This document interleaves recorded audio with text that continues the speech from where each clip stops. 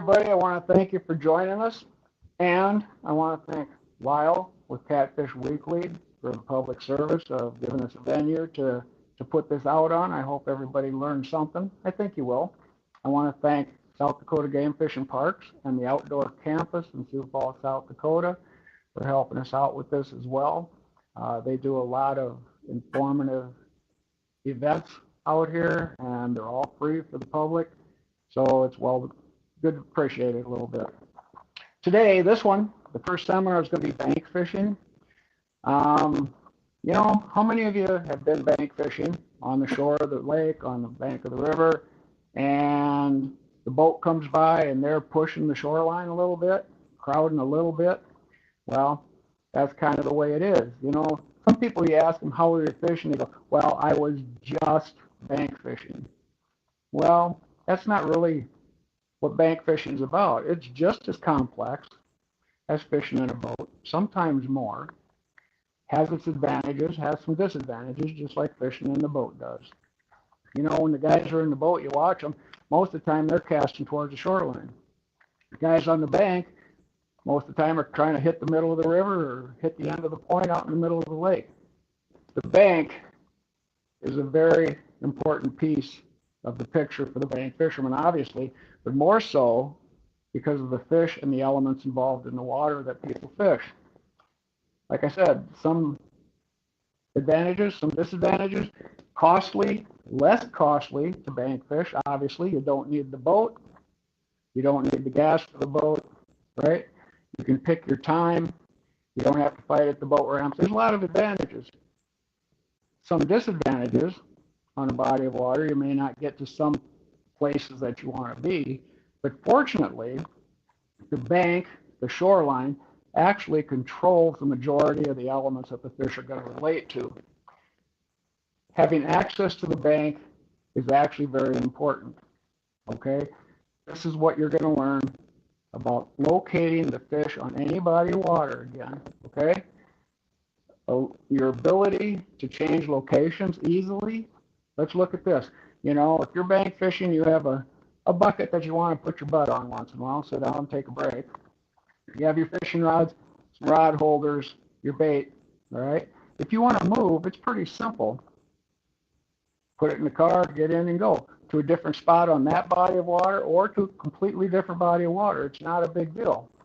With the boat, you got to unload it in, you got to wait at the ramp sometimes, you got to reload it to move. Okay, if weather comes up,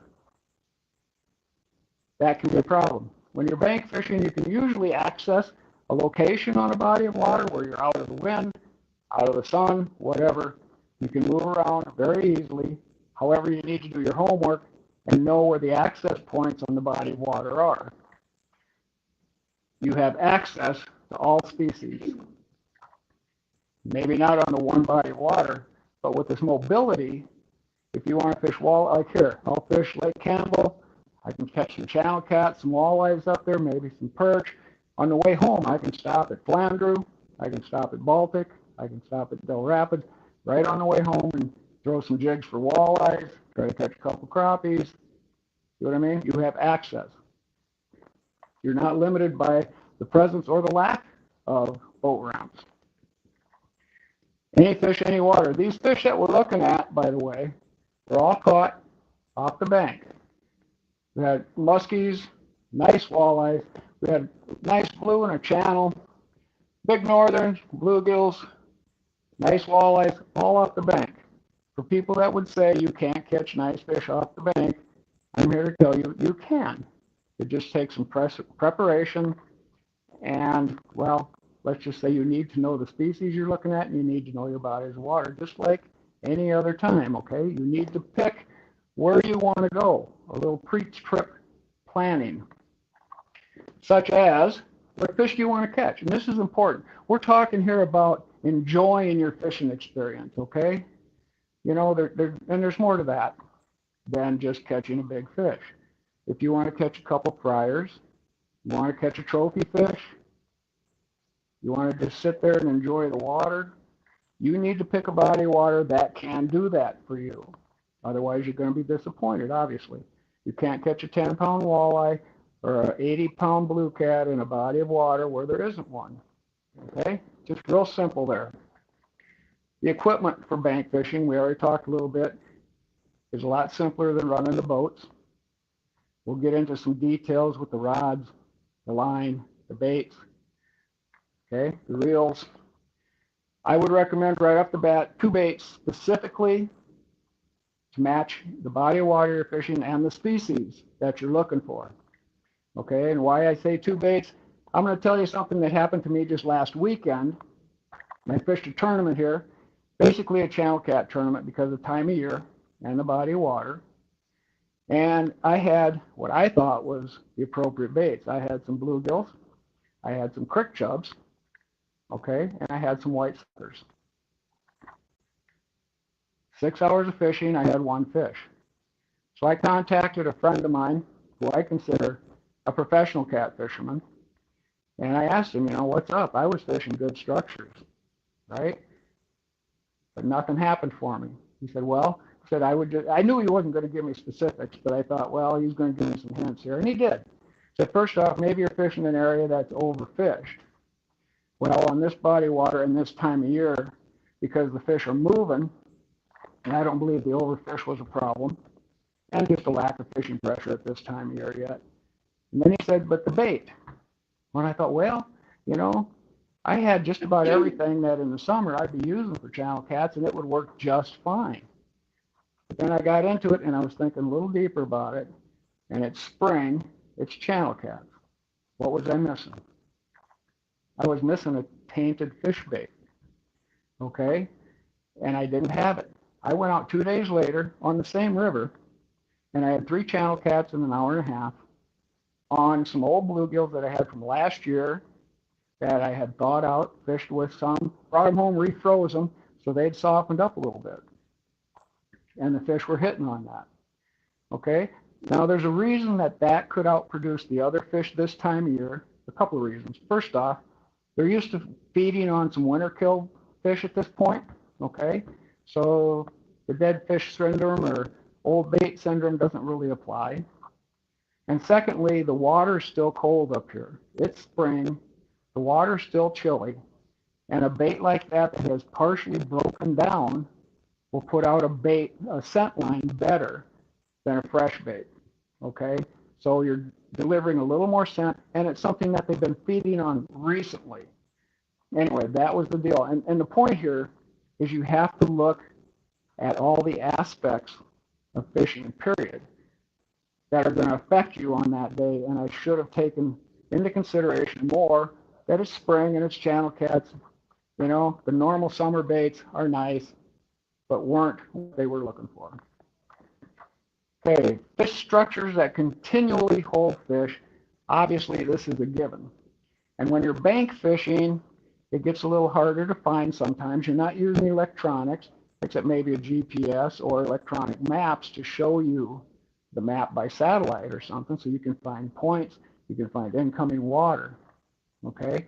You can find riprap on rivers, you can find dams, you can find ripples, okay? Solid structures. I will give you a hint, though, that at least up here on the rivers right now, the fish are looking for quieter water.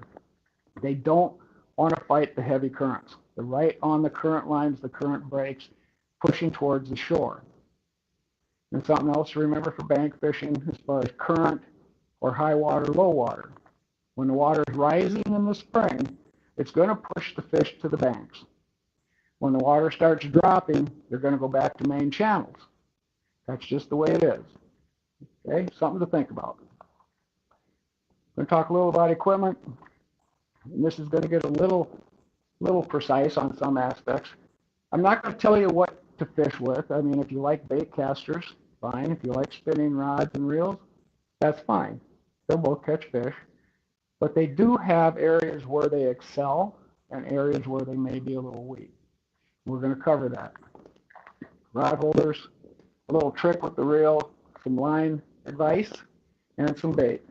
To start with on the rods, I'm going to show you a couple things. You know, and most of you that are watching probably know, you have your bait casters with the line releases, okay? And this is a really nice thing to have, especially bank fishing. You got to have either this or a heck of a good rod holder. But if you don't have a bait caster like this with a line release, all right, you got a star drag.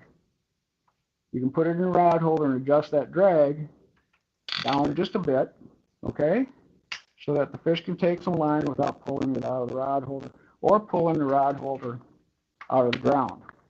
We're going to discuss that a little bit too about the rod holders. So that's something you want to look at, okay? If you don't have the bait release system on your reel, just adjust your drag, and then when you pick it up to set the hook, all you have to do is give that star drag a half a spin, and you're right back to a fighting drag. Practice it a couple times at home. It's not that tough. You'll get used to it really quick. On the spinning reels, you have your standard spinning reel, okay? But you also have bait releases, all right? On the new type of spinning reels, they have a drag in the front, which is the normal. They have a drag in the back. The drag in the front is your fighting drag. You can set that and leave it.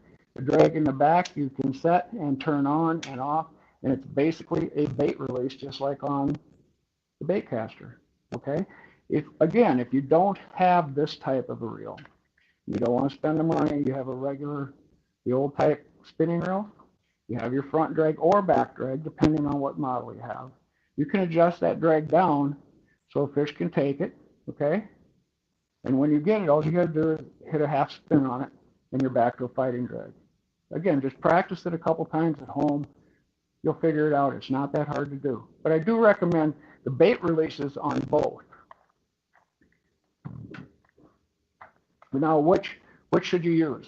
Well, it's going to depend on your situation. Obviously, some can't afford or don't want to spend the money on a second rod and reel, but I have them, and it's worth it. When you're fishing on the bank, you have a couple of situations that come into play that you need to pay attention to. Are you going to be fishing in a current? Okay, that's going to be hard to maintain or position your bait and hold it there. Do you have to cast long distances? Well, that comes all into play, and we'll cover that in just a little bit. We're going to cover a few of the rigs. The one up here is just a simple bait rig, slip rig. Everybody knows about it. Not a big deal, but we're going to cover a few different ones for you too, okay? Bait, live bait, dead bait, like I said, it's going to make a difference on the body of water, the time of year, and the species, obviously. When you approach a good structure, the thing that's going to decide what species you catch is going to be your presentation and bait choices. I mean, you're not going to catch a crappie on a 10-inch musky bucktail. You're not going to catch a muskie normally, not impossible, but normally, on a little crappie minnow. It's just not going to happen. So you pick your presentation, fast, slow, surface, right? Suspended, bottom, big, small colors on the species. Just like flatheads and channels and blues. Channels, I prefer the cut bait. Flatheads, I prefer the live bait. Now, doesn't mean you can't catch them on something else, but if you pick the right bait, it's going to up your odds. And that's the whole deal. Fishing is a numbers game, and we'll get into that in a little bit. Line, yes. Something about the line you choose. We're talking spinning reels and bait casters and the type of line. Basically, there's two types of line that you're going to come into. You're going to come into the braided lines, and you're going to come into the monofilaments. They both have strong points. They both have weak areas, too. We're going to discuss that. Right off the bat, if you're fishing a spinning reel and you're fishing, any kind of line over 6 or 8 pound line, I'd recommend you go to a braid. If you're fishing a bait caster, and that's where they excel, is in the lines from, we'll say, 8 pound up to whatever, up to 50 pound, okay? A 30 pound monofilament, as an example, if you try using that on a spinning reel, is going to spool right off the front end for you. It's going to be a mess, okay? But the strong points, okay? The monofilament is if it's a good line, is good at abrasion resistance, okay? It also has some forgiveness. and I do like forgiveness. We fish a lot of bigger fish on ultralight and light tackle, and when the fish get close to the boat, close to the bank, okay, they usually take a run. The monofilament has forgiveness. It's almost like a bungee cord. It'll stretch a little bit, okay? It prevents that instant impact when the fish runs. It's also more abrasion resistant, okay? So if it goes over one rock, you're probably going to get away with that. Braid. The bad point, with me anyway, for me, my opinion, is braid is not very good when it comes to abrasion resistance. You know, you drag it over a rock, piece of riprap, okay? You drag it over the steel beam on a bridge or whatever, you need to check it, because that stuff will fray on you. It will break under those conditions. Where it does excel is if I'm fishing in a current, either boat or bank, whichever, braid is a lot smaller in diameter than mono for the power. Okay, so the current catches it less. It's easier to pin a bait down in the current. Okay, it's also better at getting distance. If you put a good braid on a good spinning reel, put a little bit of weight on it, 50-yard casts are very possible, okay, accurately. With a bait caster, you're not looking at that kind of distance, but you pick up on the strength. So if you're fishing heavy cover, monofilament. If you're going to come in contact with cover, monofilament. If you need distance or you're fighting the current in water that is not involving a lot of cover, I would go to the braid. Okay, it's easier to peg your bait, and you get more distance to get, like on a lake, you get more distance to get out to the edge of the point, you get more distance to get to the old channel, you get distance to get to the old weed line, okay? That's where it excels. As an example, a 40-pound braid that I have has the thickness of 10-pound mono, okay? Whereas a 40-pound mono is going to put a lot of pull in the water on you. See, so that's the big deal.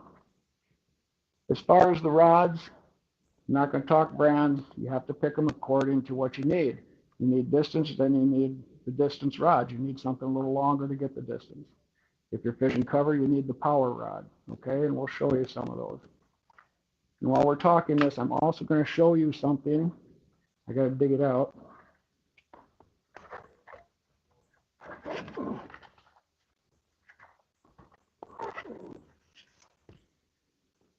Something that everybody should think about fishing the bank.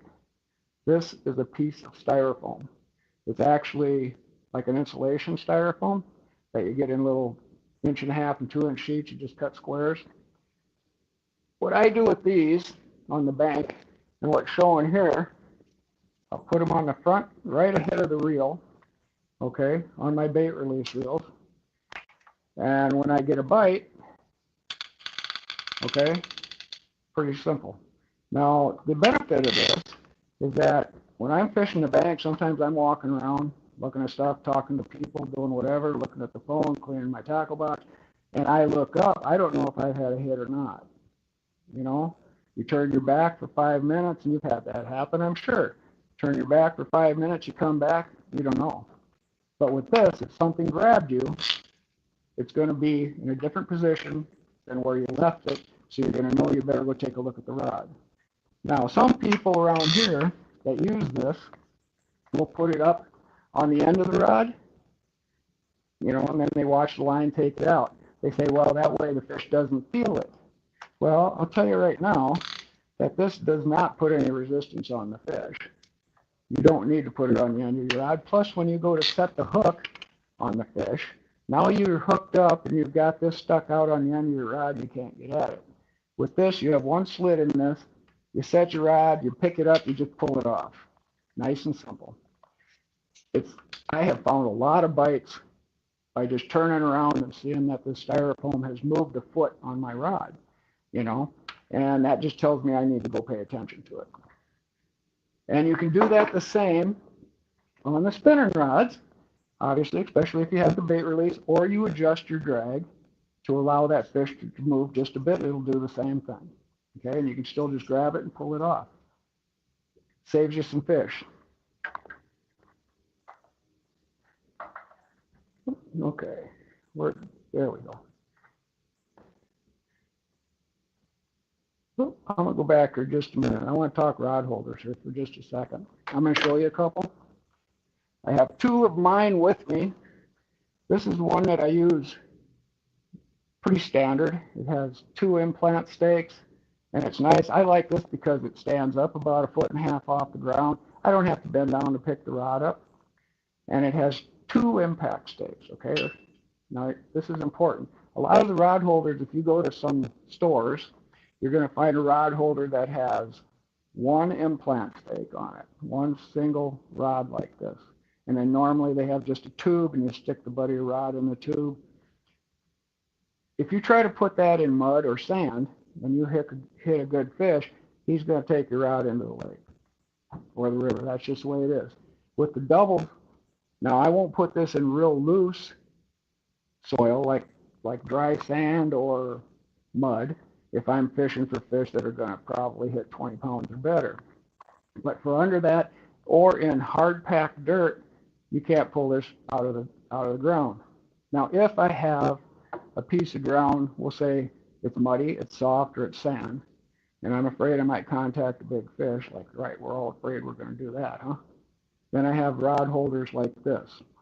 This is an angle iron, okay? I can put this in sand about 1 foot down, and you could anchor a car with it, okay? So that's a heavy duty type. Now this we made. I don't know if you can buy one like this or not, but as far as you rod holders go out there that build them, if you can build rod holders like this, I think you could sell them. So there's a hint for you guys.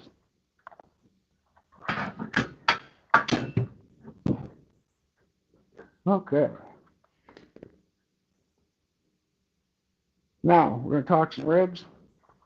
These are basically just standard rigs, okay? There's not a big deal going on with these. But when you're fishing off the shore, when you're bank fishing, you're not pulling plugs, you know, you're not being real active about it. But you need to still present the baits in a way that are going to get to your fish. Okay, fishing's a numbers game. We're going to cover that. You need simple things you can use on the bank that you can get anchored to the ground, anchor them in position, and still catch fish. The first one you all know, obviously, is the slip rig up here.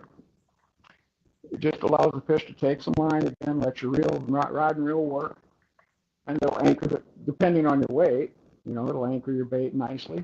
You have to adjust your line, your leader, your hook size, your bait, and the fish you're going to contact. You also have to adjust your sinker to make sure you peg your bait. Might be 2 ounces, might be 6 ounces, might be 8 ounces. You need to know that, obviously, before you go on that body of water. What do you need to do to get that bait put in position and hold tight? A lot of people don't consider that a lot, and you need to do that. The second one is a 3-way, not one of the great rigs for bank fishing, but if you're fishing on a situation, say a wing dike or dock or some place where you have a current that you can use for direction. In other words, you can put this bait placed downstream from you, okay? This will allow you to put the bait down on the bottom and still elevate it just off the bottom, which is really nice for flatheads, walleyes, northerns, because they cruise along the shoreline or cruise along the bottom like 8 inches off the bottom when they're hunting, okay? So that works, but not highly usable. Jigs. For a shore fisherman, a good variety of jigs is a good deal. I'm not going to say a necessity, and you can get jigs. Now this jig shouldn't probably be used on this rod, but this jig, you know, for northerns and muskies, cast off the shore, works great. You can get them in weedless. You can get walleye sized jigs, you know. You can fish jigs for cats, actually, believe it or not, and do fairly well, usually tipped with something else. The problem with jigs, though, is that most people overfish a jig. And around here we have a lot of walleye fishermen that are using hip boots and waders, and they're casting in the evenings, you know. And I watch, well, about 3/4 of them are literally overfishing the jig. You know, they're using kind of a jerk retrieve, you know, bump, reel, bump, reel, bump, reel. And a lot of times they're taking the jig away from the fish. And I don't know why they do that. I mean, I've seen where like ripping jigs and all this kind of thing. Well, that's a good way to sell magazines, but you're taking a lot of hits away from yourself. When you fish a jig, in my opinion, there's two ways to properly fish a jig, especially off the shore.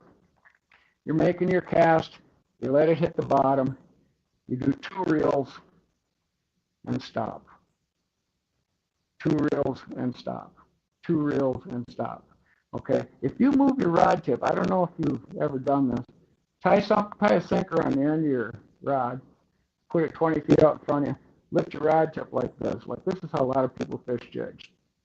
If you'll pay attention to that and do this, you'll see that when you do that, that jig jumps about 8 feet. So if you have a fish that's looking at your jig, okay, and considering it, when you do a jerk, there's a real possibility you just took it away from it. Whereas if you do 2 reels, just a slight lift and 2 reels, all it does is kind of cruise the bottom, lift a touch, and drop, like a feeding minnow. If you've ever seen minnows or aquarium fish going along the bottom, they do a little cruise, a lift, and they drop. That's it, just slightly. That's what a feeding base fish looks like. They're not hitting the bottom and then jumping 8 feet out. They're just not doing it. So there's some thoughts about that one. Next one we'll talk about a little bit is a slip bobber, and you probably all know that if you fish crappies or panfish. This is an excellent way to keep a bait elevated off the bottom if you're in cover. Like say you've got some underlying weeds, okay, and you want to just drift it over the top of that, works great. If you want to drift it down past a log jam. For cats, it does work great. The only problem to do that accurately, you do need to know the depth in front of that log jam. So it would preferably be a place you've been before. You know that, okay, in front of this log jam, I got 8 feet of water. I want this bait to cruise at 7.5, 7 feet off, you know, down, okay? I don't want it dragging on the bottom. I don't want it 2 foot below the surface either. So you need to know that. And lastly, probably the most underlooked rig there is a crappie rig. And you can buy them in just about any bait shop, I think. They're pretty cheap. They're real reasonable. The only problem with crappie rigs is that, oh, let me grab something here. There we go. The only problem with crappie rigs, number one, is that a lot of people don't understand there's several ways to use a crappie rig. Most people look at this and they think, well, I'm going to put a couple pieces of bait on, and I'm just going to cast this out, and it's going to lay on the bottom like this, right? And that's just the way it is. Well, if you analyze a crappie rig, you have beads here and beads here that can be loosened just because the line is just looped through it. So you just push the loop loose. You can lift this up higher. You can drop it down lower. You can lift this up higher, drop it down lower. Okay, so you can position that bait off the bottom where you want it. Now, I just said off the bottom. And I have a lot of people that watch me put a bobber on this crappie rig, and they freak out.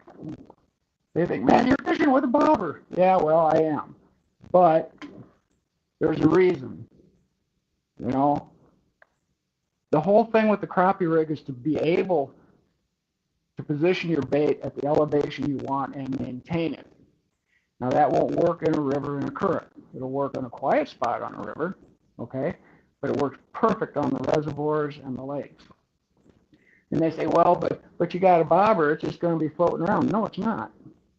You know, so I have the choice to cast it out and hold my rod tip high and lay that rig like this, or to put these exactly where I want them in elevation, tie a bobber on, and you have just enough weight to pull that bobber under.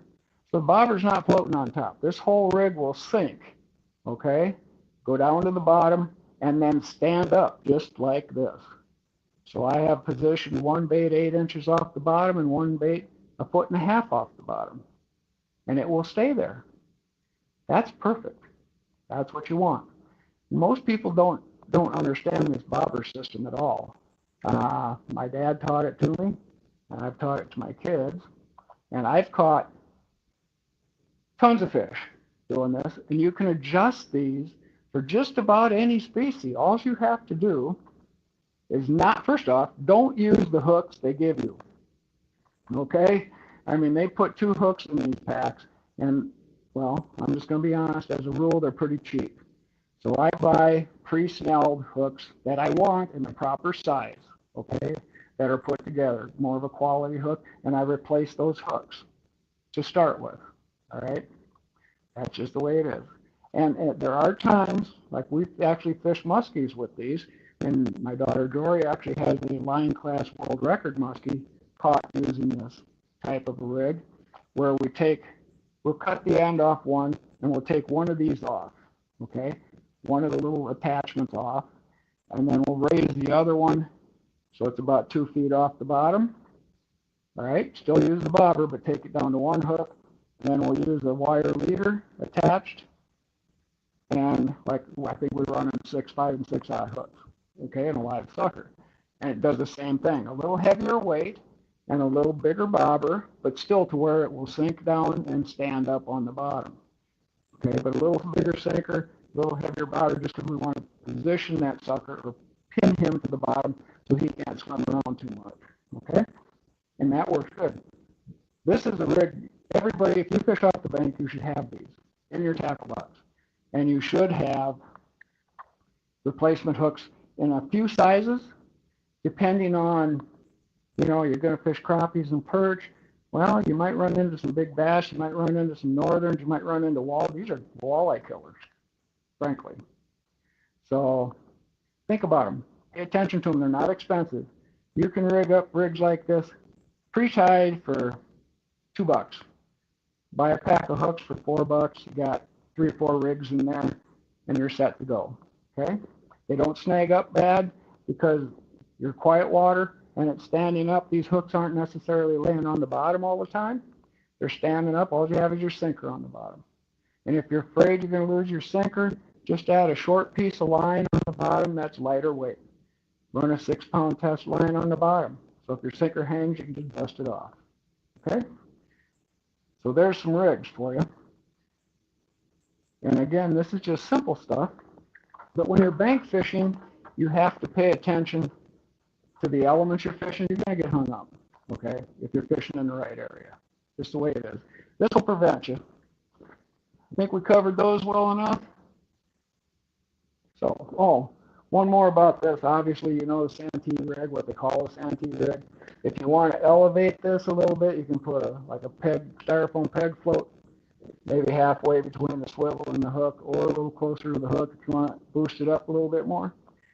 And that'll work for you. Okay, baits that I recommend. Now, depends on where you're at, okay? I can't guarantee these are the best baits for your body of water if you live down in Oklahoma or over in Virginia or wherever, but it'll give you an idea. For walleyes, by season, in the spring, I want minnows and small suckers, okay? In the summer, I want night crawlers and leeches, just because that's what they switch to in the bodies of water up here and in actually several states around us. In the fall, I go back to minnows, bigger suckers, and frogs. And the thing about frogs, they're an excellent bait, rivers or lakes. But you have to understand what the frog does. You know, tadpole the frog, all that, that's good. But what are they doing in the spring and fall? In the spring, they're coming out of the waters and they're going to the fields, leopard frogs. Okay, so the fish aren't accustomed to eating them in the summer. They just aren't. But in the fall, around here, that would be the end of September into October, the leopard frogs are going back into the water to hibernate. And you'll see these coming across the roads, okay? And all of a sudden you walk into your fishing spot and there's just frogs flying all over the place. They're heading back into the water. When this happens, every predator in that body of water, I don't care if it's flatheads, channels, blues, muskie, walleye, northerns, I don't care. Bass. Every fish in that water is going to be feeding on frogs. And my dad, we had a cabin up Lake Madison. He used to go up there in the fall in October duck hunting, and then they'd sit around at night and play poker in the cabin and stuff. And they put rods out with frogs and crappie rigs, and they'd catch 3-4 pound walleyes all night long, you know. And it just worked. They'd play a hand or two of cards. They'd go out and check the fishing rods. So frogs in the fall. Channel cats. Well, I just got into the old bait, you know, thing with you a little bit ago, but cut bait and crawlers in the spring. Crawlers are going to get you a little smaller fish, just so you're aware of that, in my opinion. In the summer, cut bait chubs, suckers, like crick chubs are great. Green-eared sunfish, smaller ones, 4 inches, 5 inches or so, and prepared baits. And the reason the prepared baits are in the summer and not spring is because a prepared bait is basically like a, well, like an aged cheese situation with maybe some other additives put in it. And if the water's cold, that bait will not break down and disperse scent well. As the water gets warmer, yep, it washes off the hook faster, but that's what you want.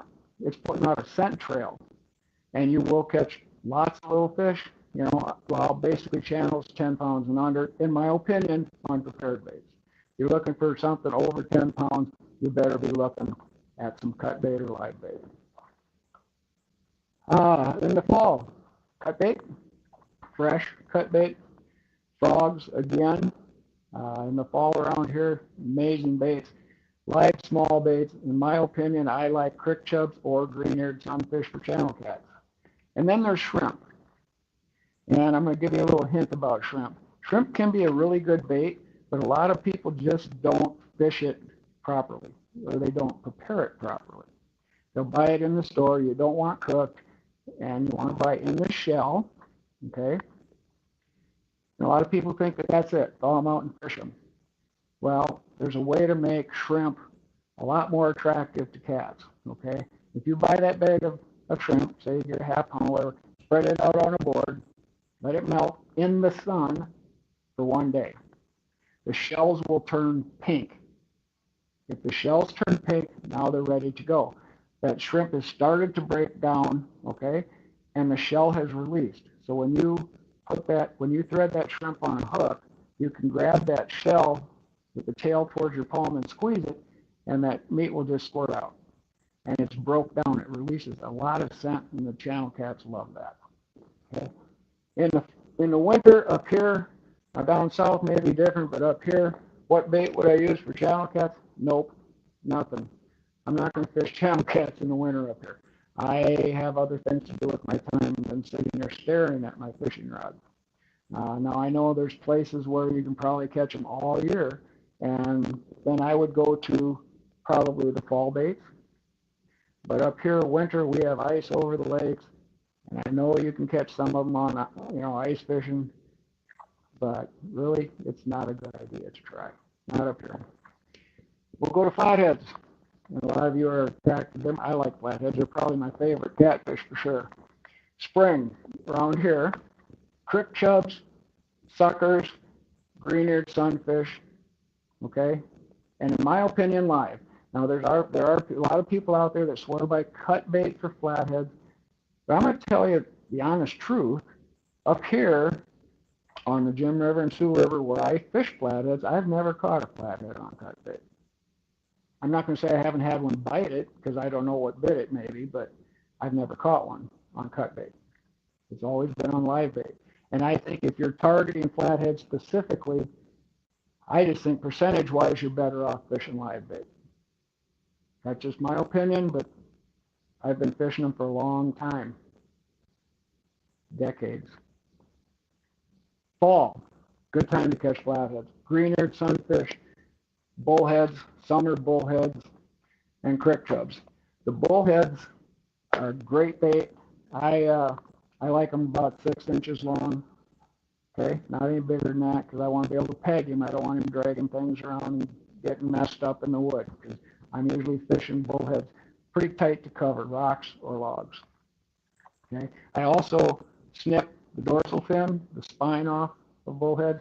I don't think the flatheads really care, but I don't like penetrating my palm with one in the middle of the night either. So when I catch the bullheads before I put them in my live well, I'm clipping that spine off the back, the dorsal fin.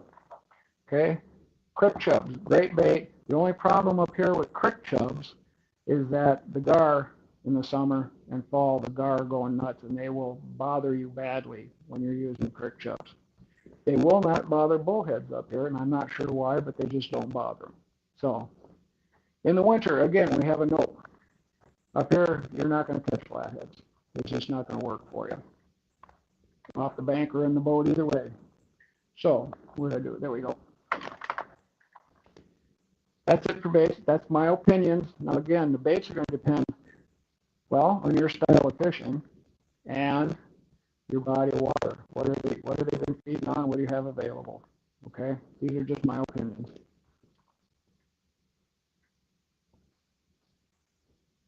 Whoops, what did this do? Thank you. There we go. So where are the fish? Off the bank. This is the big deal. And this is where the numbers game comes into it. This is just going to be a quick introduction to the theory of the three for the bait fisherman. First, we're going to tell you about numbers. The number game for fishing, period. A fish cannot find your bait.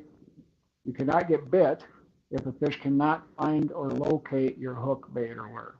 You not only will not get bit, you cannot get bit. So the trick is to obviously locate fish. Now where the numbers come into it is this. Let's just say on a given day, because of the environment, it could be weather, could be time of year, could be species, could be whatever, doesn't matter, we can't control it. But only 1 out of 10 fish might bite. Okay? That happens a lot. In fact, it happens a lot more than 10 fish out of 10 fish are going to bite, right? So you need to present to more fish. If people would look at it this way, how do I present to a fish? How do I find the fish? Instead of how do I catch the fish? Because if you present to the fish, catching the fish takes care of itself. Okay? But sometimes you have to present to 10 fish to get a bite. Sometimes you might have to present to 20 or 30 or 40 fish to get a bite. You know? So you have to fish structures that can consistently hold fish. And that's kind of what this is going to be about. We're going to just cover a couple of areas over here. This structure up here, obviously it's like a ripple on the river. And you've got, for bank fishermen, this is a nice one to look at because you do have a current seam going out there. You also have a big feeding platform right here, shallower and quiet. You can use a number of presentations right here. This is also a wall. You got a rock wall basically coming up here. So the bait fish that are coming up here are going to move up along the current seams, and they're going to push up into the rocks. And these fish, the bigger predators, are going to be feeding right along this line. Okay? That's easy for a bank fisherman to fish. You don't have to throw it out in the current. In fact, you don't want to. Again, you want to present that bait where the bait fish and the predators are going to be feeding and where you can hold it still. Also, never cast a line upriver. I've seen guys do this a million times. They think, oh, there's a log up there upriver. They cast it up there and the current drags it right back down everything and you're hung. Okay? Don't ever cast upriver. This one here, same thing. This is a river. We got a current here, but the current is on this outside bend. And if you look at this, okay, we've got a shallow bank here. We've got a deep bank here, okay? So the river channel is obviously pushing along here. We've got some cover right here. We've got an old bridge piling, got some old bridge pillars, a tree that's pushed up in there, and the channel right on the other side of it. And this is quiet water. We've got a little bit of a current breaking down here and coming out. So we can position baits right along this current seam all the way down to here. So you're covering the channel, you're covering the flat, and you're catching the fish moving up through the channel and then coming up here. Great for bank fishermen. This big structure, a lot of elements, okay? This structure, a structure like this will hold fish consistently, and the reason is it has big, powerful elements on that body of water, that the species, multiple species, will use. This is on the Missouri River. We do have a channel that's coming. We're sitting right on top of the channel here, and we're on a little bit of a point. And the channel comes down right here, then butts up against the nose of this, and then swings out. You've got a 3-foot deep, 4-foot deep feeding flat here. You've got a 6-foot deep feeding flat back here. You have a 20-foot deep channel right here, and then it butts up against this big rock point. Well, for bank fishermen, you got a channel here, you got a feeding flat, and this current is distributed away from the shoreline. Okay, and you have feeding platforms right here and a lot of cover. Okay, good areas to fish, and this will hold fish. The only problem is you don't know where the fish may be.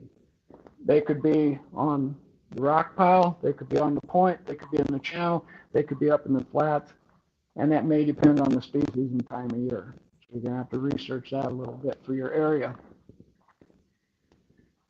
This over here, again, different type. Got a lake though. You have several things going on. You have changes in depth taking place. You got the bulrushes back here where it's probably 2 feet deep. You got the lily pads coming loose out. That'll come out to about 4 foot. And then you have clear water out here. This goes down to about 8 foot. So you're covering different depths. You have some cover. You have elements. You have ambush points. Great place. This is where a jig would come in. Or a slip bobber and let the wind just kind of blow it across the front of this. Okay? Great place to fish. This one, this structure here, it's not a big structure, but it's a strong structure. It'll hold fish, but it's not going to hold numbers. Shore fishing, again, you got to look at where can I get my bait close to the fish. Okay, again, you got a shallow bank, you got the deep bank. This is obviously the channel coming down here. You got 2 main current lines showing you exactly where the channel is right here. You've got riprap in here and totally quiet water right back in here. That's about 8 foot deep because it's a washout. And cover. This line right here from this shore will catch you fish. Again, maybe not numbers, but quality fish and a few. It will. If you're on the other bank, you're going to have to do something different. Then you're going to have to make a cast because this is quiet water. There's a little bit of current. You're going to have to up your sinker a little bit, and you're going to have to hit out here on this edge right here. This is going to get too fast. The river narrows down and the current increases coming through here because the river, it's neck down right there. So you're going, if you're over here, you're going to want to come up here and work this channel on the other side of the river, just on the inside of the current seams. Okay, and that's your best opportunity for this bank. Obviously, if I have a choice, I'm on this bank, but if you got to be over here, you can still do it, just a different position. You can't cast over here from over here. You can distance-wise, but if you try to put a bait in this, you're getting washed out. That's all there is to it. You're not going to be able to hold it there. If you hook a fish up here, he's going to head right straight into the riprap. So that's how you do that. Structure, what is it? Well, structure is a connection of elements. Structure is the whole thing that you're looking for when you're fishing. That's where you find your fish and where they should be able to find your hook, bait, or lure. It's a connection of elements on the body of water, and that's what you need to look at when you're getting ready to go to the pre-fish. Okay? What elements are in that water? Are there docks? We're going to cover wind here again in a minute. But docks, weed lines, current, time of day, water clarity, those are all things that affect the day you're fishing, right? So you have to pay attention to those, answer those questions, and put you on the fish. Riprap, wood elements, humps, and points. Wood elements. One thing about wood elements, it was said in the past, I'm just repeating the phrase, old, big wood. And that's just what it is. How they tell if wood is old, the bark's going to be gone. Okay, if you've got bark on it and leaves hanging off it, it's obviously not old wood in that river, and it has not become part of the water. You want wood that has the bark been stripped off, no leaves, okay? That has channels underneath it. It has all kinds of little creatures living in it. Those are all food sources. More than one species will be found on your structures, okay? in rivers or lakes. So what tells you what you're going to catch? It's going to be your presentation and your bait. Like I said, you're not going to catch a muskie on a little crappie minnow. You're not going to catch a crappie on a 10-inch bucktail, 10-inch jig, or a 10-inch sucker. You're just not. So that's how you pick the species. Real simple. Your presentation and your bait. Reachable structures, we've already covered that. This is a good one to look at. You're on the bank, and this has an overhang. So you got a current here. So obviously you've got an undercut bank right here. So you don't need to cast out. You do not need to put your bait out in this current. If you have a decent rod and rod holder, you can lean that bait right off of this and drop it straight down and let those fish from underneath that cutout take it. Okay, you can position that way. Log jams. Now here's a good example of old wood. All the bark's off of this. Okay, there's a big high banker where this stuff got washed up in here, and this has been here long enough now. There's going to be undercuts on this. You can reach this. Okay, from this bank on this side or this bank over here. All right, you just got to put enough sinkers, enough lead on it to hold it in place. You need to peg your baits. A lot of people don't do enough with that. You know, they say, well, the weight of the sinker is going to scare the fish, going to spook the fish. Well, if you can't put your bait where it's supposed to be, what difference does that make? You need to put your bait in a particular spot for the fish to hit you. If you have to put weight on it, put weight on it. Okay? Rocks, old foundations. Okay? This has a lot of, let's just say natural attractability to it. I want to talk about the wind real quick, and then we'll call this one good. When you're talking wind, the wind today doesn't matter unless it was blowing from the same direction for the last 2 days or 3 days. Okay? On the lake, the river, not so much, just because, you know, the current's mixing everything up, keeping everything pretty much going in one direction. If you're fishing a reservoir or lake, however, the wind will push over a period of time, will push the algae, the plankton over to one side, the little minnows follow. If you get a big wind, okay, where it's circulating water on that windward side, that's digging up freshwater, shrimp, and all kinds of little animals. Bait fish come in there, big fish follow, but it takes like 24, 36 hours for that to even start happening. So you need like 24 hours of continual wind out of one direction, preferably 2 or 3 days continual out of the same direction. Then when you go looking for your structures or your places to fish, I would start looking on that shoreline first. Focus on presenting your bait to more fish. Worry less about catching the fish. If you present to the fish, catching takes care of itself. If fish cannot find your hook, bait, or lure, you not only will not get bit, it's the fact you cannot get bit. So, find the fish, present your bait, pick your locations, have a good time with it, catch some fish. Fishing is a numbers game. We're going to take a short break, and we'll start up in about 5 with the second seminar. Hope we gave you some information to work with. Appreciate it. 5 minutes, we'll start number 2.